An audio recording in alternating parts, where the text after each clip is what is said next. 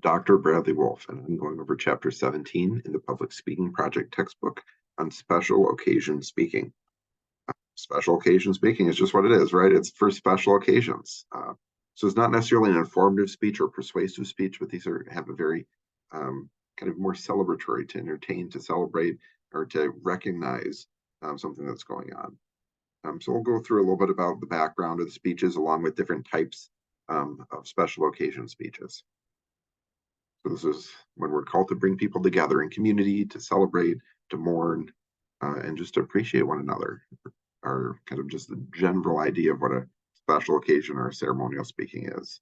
It's also called epidictic oratory. So it's just having some context, right? We're brought together, a group of people, right? Public speaking is always a group of people, but we're brought together for a specific reason here. So it's as part of a ceremony. And once we get into the different types, it may become more clear to you if it isn't already. But it's just it's a positive, right? It's positive, positive speech to bring people together. So the purpose is often has a specific purpose, right? So like our informative and persuasive speeches, it's to inform the audience about blank, right, or to persuade the audience that blank. Whereas this has a specific purpose too, right? We're here to recognize this person. We're here to entertain the audience in this way. We're here to inspire people, right? These are all different types of specific purposes that might be had in a special occasion speech. So the first type of special occasion speech is a speech of introduction, where very simply you're introducing a main speaker for the event.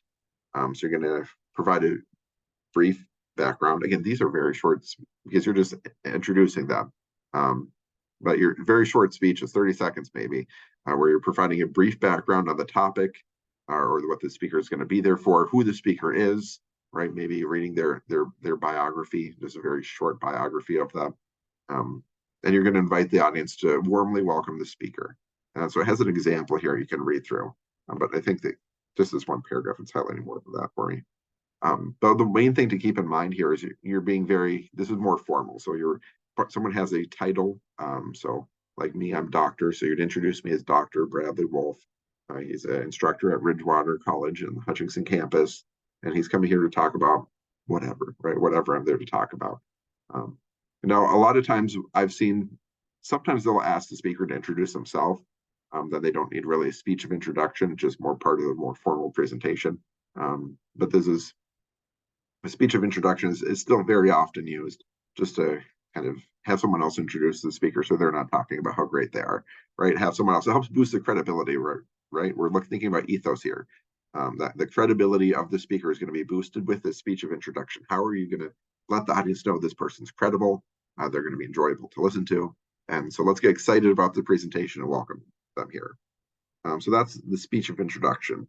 Sometimes they'll ask the speaker to kind of write the speech of introduction themselves and then hand it off to somebody, which certainly can happen. So if you're giving this type of speech, you may not even be the one writing it. You may just be using notes you got from other people. Maybe you can edit it yourself, just you talk in your natural voice. But again, it's just a formal introduction. A toast. So a lot of people, this is the next one, a toast. A lot of people think of a toast as like a wedding toast. So that's where we most often would see it. It also could be at a celebration, like a workplace celebration where you're toasting, somebody. But it's a brief tribute to a person or to an event. So you're going to acknowledge someone and express best wishes for the future. So wedding toast, hey, best wishes to the happy couple. You'll say a little bit about them, right? It's about 30 to 60 seconds. But it wants to be at a good time, right? This is important. So I went to a wedding recently, and it was at the beginning of the dinner. A few people went around and toasted the couple. So I was friends with the bride, and she asked me to toast her, but it was awkward to set up there. So this is something you want to think about beforehand if you plan on making a toast. So my back was to like half the audience, and we were right. Our chairs were right next to each other, back to back. So it's hard for me to turn around and give a toast from where I was sitting. So I ended up just skipping that toast. Because this is really awkward the way I'm sitting, and I was waiting for the so the bride had both her mom and dad give a toast, and I was waiting for the groom's parents because I'm like, okay, parents go first, right, and giving the wedding toast. So that's part of it as well, like recognizing what order things should go in with these toasts, because often there are multiple toasts being given together. So who should go first? Who should go next?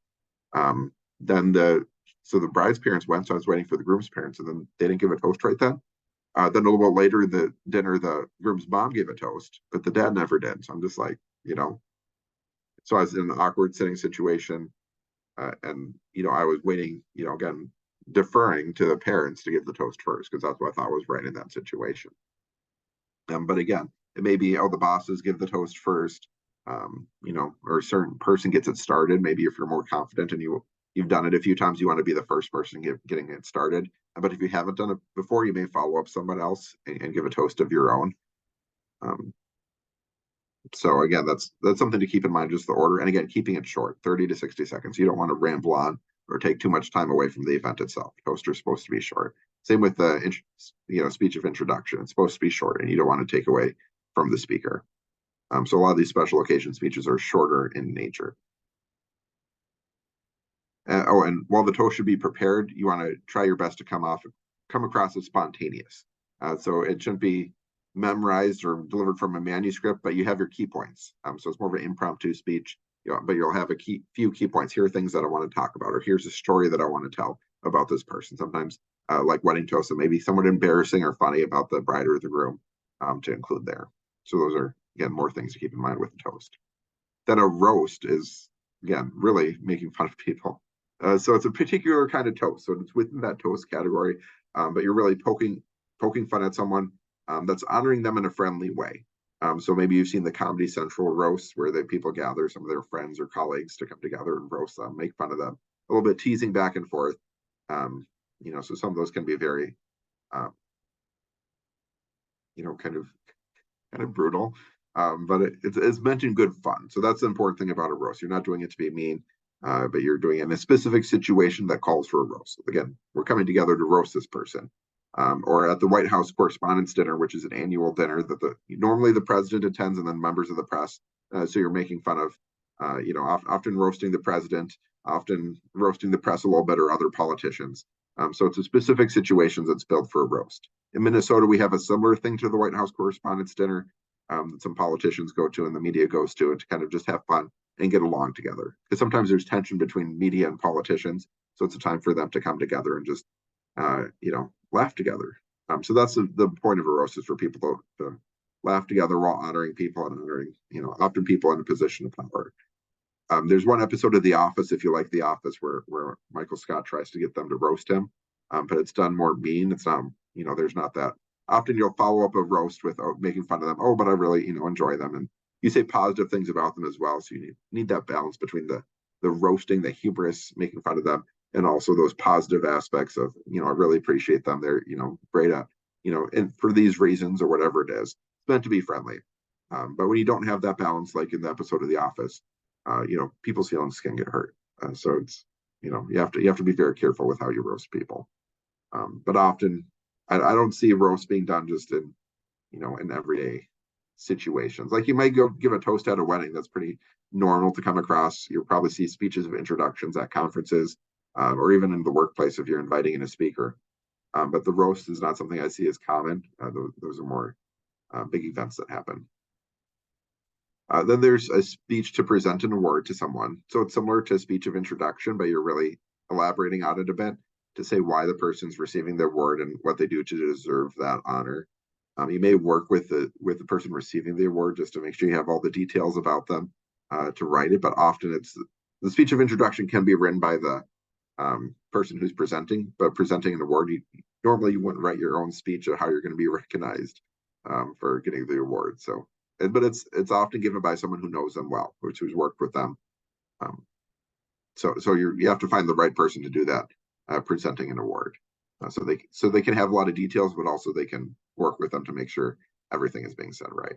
But again, it's just, here's an example here if you want to read them. Each of these has an example in these chapters, but sometimes they can be longer than this as well. This one's pretty short. Sometimes I've seen them be about 2 to 3 minutes of presenting an award to go through the variety of accomplishments that a person may have. Then there's the opposite side of that is accepting the award, right? The acceptance speech. So often the acceptance speech is a little bit longer than the awarding the speech. Sometimes awards are just given too. If you watch like the Oscars or the Grammys, they'll just name the winner and they won't really say why they won the award. But there's still a speech of acceptance, so you don't necessarily need the first speech to get the speech of acceptance. But this is where you're going to receive the award. You can show appreciation for the award. You often will show some humility, be graceful about it, thank the people who've helped you get there, which is, helpful, right? To recognize that it's not just me winning this award, but it's kind of all this, the people who've supported me, the people who got me to this place. It can be very helpful. So just be very sincere about it. Sometimes people know they're getting an award, so they can write out their speech and kind of think about it in advance. Sometimes it's more of an extemporaneous speech, especially if people are surprised that they're the one winning the award or that they got it, so they may be a little more shocked and emotional in that situation about the speech. Then a keynote address. So they're putting keynote addresses under special occasion speaking here. I don't think of it as a special occasion speech because often these are informative speeches informing on the theme. So it talks about a keynote address is a speech that represents the essential or common theme of a convention, conference, or other large gathering. I view these as more informative speeches because you're informing about the conference, about the topic, about why people are coming together. But it is a special type of informative speech. So they may talk about celebrating the history of the organization, recounting its past, looking at the future, really bringing people together around whatever topic or theme that they're there for. So it's usually someone with a very big reputation. So they talk about national or international reputation, but the keynote address may just be done by the CEO of a company. It's going to be someone with some level of importance or a particular claim to fame, which is going to be talked about in the speech as to why they're there. So I'm an advisor for the Phi Theta Kappa Honor Society for 2-year colleges. So when I go to the international conference, it's actually international conference. They have multiple people giving keynote addresses. So they bring in celebrities. Sometimes a famous actress, sometimes, people definitely in the media and movies and television, music, these sort of people to give addresses.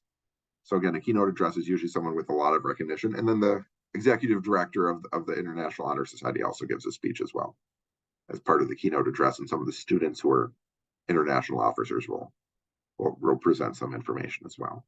So it's usually someone with just notoriety giving the keynote address for the topic and bringing people together. Then there's the commemorative speech or tribute. So it talks about this as the type of keynote speech. It can be like a graduation ceremony where you're commemorating this occasion. Hey, congratulations on, graduating, finishing college. Now you're off to the next phase of life. So there can be a call to action for the audience of what we're going to, what you want the audience to do. It can be practical advice. It can be more theoretical that people are talking about. Again, it's given by someone who's usually well-known, maybe like the president of the college. Sometimes there are students. Again, I'm thinking about graduation ceremony, students who are selected to give the commemoration speeches. But they also, bigger colleges can bring in celebrities to do this sort of commemorative speech to bring people together. But it doesn't need to be someone super, famous. Again, students will give speeches at their graduation ceremony. And it's also not just a graduation speech. There are other sorts of, things to commemorate. It could be the 100th anniversary of an organization that they have a little event for. It can commemorate the opening of a business, right? It could be a commemorative speech, giving a little speech to the media to help highlight the business, whatever it may be. The 50th anniversary of the founding of a town. There are lots of different types of commemorations that can happen. So it can talk about an occasion, a commemorative speech to celebrate. I've seen people give kind of a keynote address, kind of a commemorative speech about Indigenous Peoples Day. That could be an example. Different holidays, different celebrations, those occasions. Juneteenth, I've seen some speakers at, which could be more of a commemorative speech. It could also be a keynote speech. Again, there's some gray area and overlap between these different types of special occasion speeches, and even between special occasion speeches and more informative speeches as well. So it could be an occasion, it could be an extraordinary person. We're here to commemorate the lifetime achievement of this person. It could be an event, an idea, a monument. Here we're opening this new monument, opening a museum, we're giving a commemorative speech. So those are some examples of commemorative speeches. Here's an example that they wrote out here as well. So it talks about the crocodile hunter in that speech. You can read through it if you're interested in the chapter. Then next is after dinner speech. These are a unique kind of special occasion speech, as it says. It's the general purpose is to entertain. So it's an entertaining speech, but it's also informing the audience about a particular issue. so that it's really balancing. You're not doing stand-up comedy. Sometimes this leans into people think, oh, I'm doing stand-up comedy, but it's not. An after dinner speech, you really need that informative kind of, what are you trying to tell the audience about? So often you see these in speech competitions. They do after dinner speaking. That's an older form of speech. It says in the chapter here that Mark Twain used to make the speech very popular. People would come together for dinners and then have these humorous speeches at the end to entertain people and talk about important issues that were going on. I don't see after dinner speeches very frequently, if at all, happening outside of uh, speech competition. It says sometimes that civic groups or professional meeting will have where meal is served. Again, it's after dinner, you're having some sort of meal normally.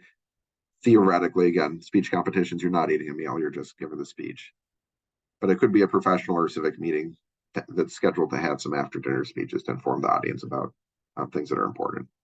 So again, it gives another quick example here. After dinner speeches can be longer though. So these are one of the longer. The keynote address is going to be the longest. The commemorative speeches like graduation speeches can be longer. After dinner speeches can be longer as well. So some of the ones at the beginning of the chapter were shorter, just very quick introductions, quick toasts. These are going to get a little bit longer here though. So they definitely can be longer. I think the speech competitions I don't know exactly how long they are. I didn't do speech and debate, but I've judged some. They're definitely under 10 minutes, could be closer to 5 minutes, but you have a very limited time to speak for. So good.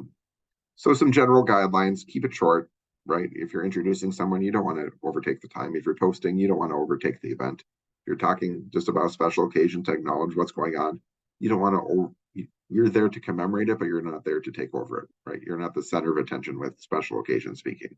You want to keep it focused on the occasion. That special occasion is going to be the focus. And not even if you're giving a keynote speech, which is an hour long, you're not the focus, right? You're there to commemorate everything that's coming together, the theme, the organization, whatever it may be. So try and keep it as short as possible. So to keep the audience engaged too, right? These are supposed to be more fun speeches to engage the audience, to inspire them. So keep it short. Next says acknowledge the obvious. So just be very blunt. Hey, I'm here to toast, Megan and Scott and their wedding, and I wish them many good years to come. Special occasion could also be a funeral. We're here to acknowledge the passing of this person. So acknowledge why you're there, why you're giving a speech. And then stay positive. Even with a funeral, even if it's sad, you want to stay positive, right? I've been to funerals where everyone's just crying the entire time. They're not very fun, right? It's not fun just to sit there and cry. You want to celebrate the person's life. So a lot of my relatives have changed it into, and we're not doing funerals anymore. We're doing celebrations of life to have some, use some humor, talk about funny stories or fond memories of the person to bring things together. But yeah, staying positive, even when you're roasting someone, you're trying to kind of nudge them a bit or be a little bit mean, you still want to stay positive overall. So stay positive with these special occasions. There's common types of verbal humor listed here. You certainly can read through those and see if any of those work with you, or you may use them anyway. But just different kinds of way to make the audience laugh. But again, use humor appropriately when you're giving your speech. It says here, use it carefully. Have some discretion. You don't have to use humor, especially like in an introductory speech. If you're just introducing someone, you're probably not going to make a joke. So you don't have to use humor in special occasion speaking. But if you do, you just be careful about it. It's a good way to keep audience interested, get them to laugh, brings people together. But you should be careful about it. And maybe check with people in your audience just to see if, hey, is this joke going to go over well? Or should I even be using humor there?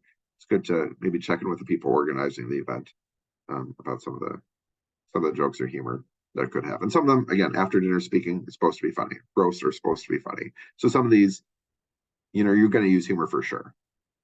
But that's part of the occasion as well. So you'll know that you're supposed to be using humor. So that's a chapter about special occasion speaking. There's a lot of different types of special occasion speaking that require you to pay attention to either the occasion, the event, the person, whatever it may be. But it's really focused on that special occasion. Speeches are often short. They're often brief. The focus isn't on you. Often it's to entertain the audience or inspire them in some way. But they can be challenging as well, just to get it right and do it well. So you keep it short. You don't have to worry as much if you're not doing it well, because you get through it and you're done.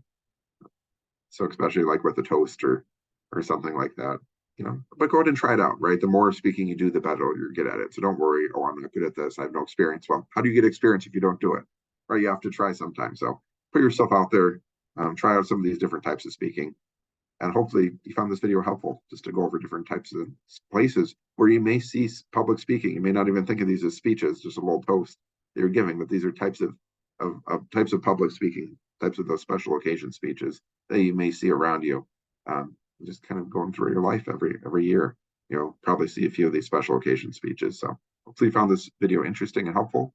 But always feel free to reach out if you have any further questions. I'm always glad to be of help. You all have a great day, and thanks for watching the video.